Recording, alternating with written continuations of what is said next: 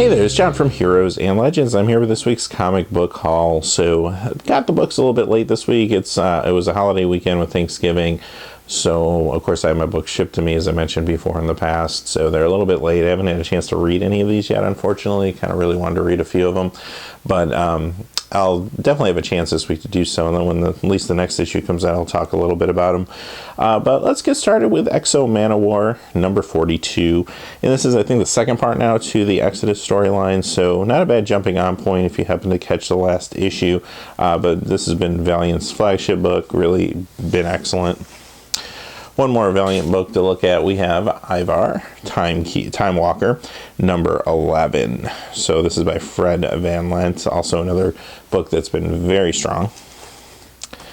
We have one Star Wars book to take a look at this week. It's Star Wars Darth Vader number 13. This is actually part 2 to Vader Down. I think it was last week or the week before Vader Down one-shot came out, and it said part 1 of 6, so I think I was assuming it was a separate miniseries, but actually it's probably a starting point, maybe an ending point that's going to go through the other Star Wars books. So this is actually part 2 to that storyline. That brings us to a little bit of DC. We have Batman and Robin Eternal number 8. Still behind on this. The weekly serials are just really hard for me to keep up with, unfortunately, with everything else that's going on. I do like some of the covers they've done with this series, though. They've actually been pretty impressive. And I don't know if it's the same artist who's done all the covers or if it's been different artists. I have to take a look at some of the older ones, but I am kind of impressed with at least the visual layout. So I'm looking forward to reading this a little bit and get into it. So JLA number 5. This one, I'm a little disappointed in the fact, and I have to look and see if this is a permanent thing. Matt Kindt is not a bad writer. He actually has done a really fine job in some of his work in Valiant. But this was the book that Brian Hitch was drawing and writing, and I was really getting into what he was doing. So, I don't know. I'm not excited about the shift in creative team here. I do have to check if this is just a one-shot sort of thing, but I don't think it is because it does seem to be continued into the next issue. So, I'm going to check if it's a different creative team. I may drop this one. I was just really buying this because I was interested in what Brian Hitch was doing. Yeah, so, I mean, nothing against Matt Kindt, nothing against Tan, who's also another really good artist. And Williams might be Rob Williams, I'm thinking, so maybe they're co-writing the book.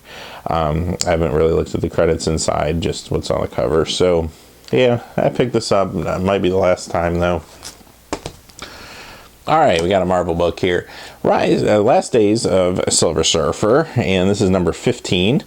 And Dan Slott done a great job. I love Michael Allred's art on this. He did the art for iZombie and a lot of other stuff. But he's really unique, and this is a very unique take on the Silver Surfer. I really like it. And Dan Slott, I mean, he does things where he takes a character, and he puts a spin on it that's very unique and kind of his own, and I do like that. I mean, there are times I just kind of wish Silver Surfer was just back to his 90s sort of, just super powerful, like fighting Thanos and all this stuff. But I really like what they've done with this book too. So we got an Image book, and this is Outcast number 13 by Robert Kirkman. This series, Outcast, has been signed on for a television series, and I think it's supposed to start next year. I think it's going to be like the next season. So it's going to be interesting to see what happens with this book. I mean, they're only up to issue 13. If you've ever read this, basically it's Kirkman's take on kind of the Exorcist sort of idea or concept. But yeah, this is actually a really cool book, and I'm really intrigued to see what the TV series will look like and what kind of hype may or may not ensue around the book. I mean, a lot of people compare it to The Walking Dead. A lot more copies of this have been printed than the first, say, 13 issues of Walking Dead. So it's really not going to be the same thing, but it doesn't mean it won't go up in value. Maybe issue 1 could fetch $150, $200. That wouldn't completely shock me. So we'll see. All right, and Mark Millar is back with Jupiter Circle number 1, volume 2. And if you read the previous miniseries, which was kind of a prequel series with some of the characters, it was really well done. Mark Millar's been doing some really great stuff lately. He actually had the pick of the week with Huck last week. So a little surprised, I guess, Wilfredo Torres took over on the art for this one, which is fine. He's still a very good artist. So yeah, I'm looking forward to reading this. This is a great series, and I'm glad to see we're up to Volume 2 finally came out. All right, next we have a Dark Horse book. This is Fight Club 2, number 7. I've talked a lot about this one, so I won't go into crazy detail, but great concept. The original artist, or I'm sorry, the original writer of the novel, Chuck Palahniuk, who wrote Fight Club, the novel, which later got turned, of course, into the movie, writing this. This is a sequel to his novel. Really offbeat, just interesting stuff, and it really works well in a comic book. I mean, a lot of the stuff that they do, you've seen the movie, and if you've read the book, a lot of the stuff they do is just kind of quirky and offbeat anyway, and just really translates well into comics. So I've really enjoyed this a lot. It's pretty dark, it's pretty twisted, it's what you'd expect from Fight Club, but if you're into that, this is a good book. All right, here it is. I haven't read it. I don't know what to expect. I am definitely going to read it ASAP, and when part 2 comes out, I'll talk a little bit about it for sure. But here it is, Dark Knight 3, number 1. I don't know what to expect. The art's really cool on the cover. I do really enjoy that cover. So here's the deal. Frank Miller has really, in recent years, not put out a lot of quality. I think if you've read some of his recent stuff. Now, I haven't read Dark Knight 2. I've heard it wasn't very good. I think I have a trade of it, so I may try to read that at some point. But, it was kind of panned by critics quite a bit. And, it's hard to live up the hype to the original Dark Knight Returns, which was incredible. And Frank Miller, I don't want to take anything away from him, did incredible work in the 80s and 90s, early 90s. Like, you look at things like his run on Daredevil, and like Born Again and Elektra Saga. And then, of course, you had things like Batman Year One, you had Dark Knight Returns. It was just one thing after another, just knocking it out of the park, just incredible stuff. And so when you get to like the late 90s into the 2000s, his tone changed quite a bit and just became very awkward. So if anyone read Batman and Robin that he did, All-Star Batman and Robin, well, it was, I don't know. I'm glad I read it because it's almost comical how bad it is. Like, I would recommend reading it just for a laugh, but some of the lines in there are just so off character from the character. It's just insanity, some of the stuff in there. So going into this, there's not a lot of hope or expectation. However, I will say this. Now, they partnered him with Brian Azzarello. I'm not a huge fan of Brian Azzarello's Batman work. I think he tends to try to shift everything into an ultra noir, crime noir sort of thing, to the point where Batman's rogues gallery get basically converted into just gangsters, and it's just boring to me. Again, I don't have a lot of high hopes, but the fact that you have a accomplished writer, and Brian Azzarello is a good writer, I just don't really like how his take on Batman sometimes.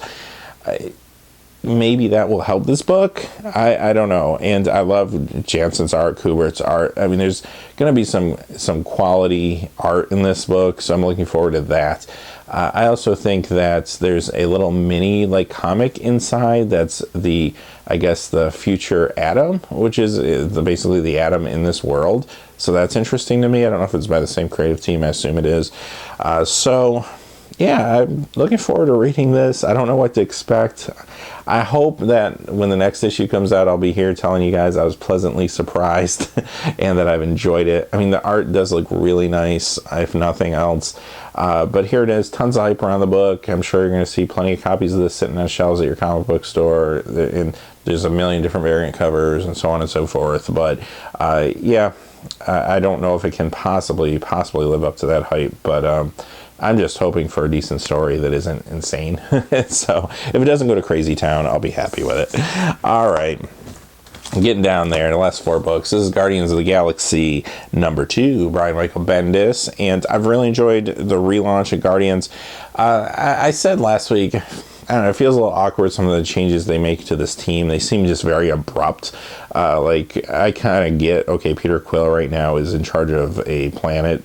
He's king of a planet that he took over for his dad. Okay, I get that. That's kind of a cool story. Kitty Pryde taking over for him. Okay, I get that. I mean, they're engaged, and she's kind of taking his spot in the Guardians of the Galaxy.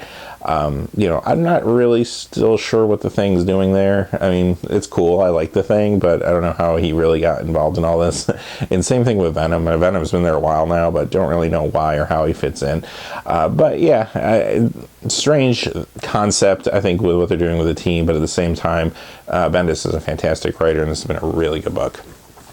All right, so up to our picks of the week. All three of them are actually Image Comics this week, so all independents. We're going to start off with Greg Rucka's Black Magic, number 2. And number 1 is a great read. If you haven't checked it out, I say this probably at least once a month, but Greg Rucka does an amazing job writing strong, well flushed out female characters, and doing a great job with this. This book is about a female detective who happens to also be involved in maybe some like witchcraft sort of thing, so it's kind of interesting. And yeah, just like the work he's done some amazing stuff. Stumptown being maybe my favorite out of all the things he's done recently, but this is starting off very, very strong.